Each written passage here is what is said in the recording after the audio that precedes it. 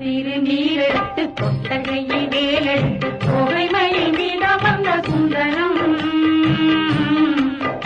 அந்த கட்டழகு கொண்டதொரு கந்தவடி வேலவனை காட்டுவது ஆரெடுத்து மந்திரம்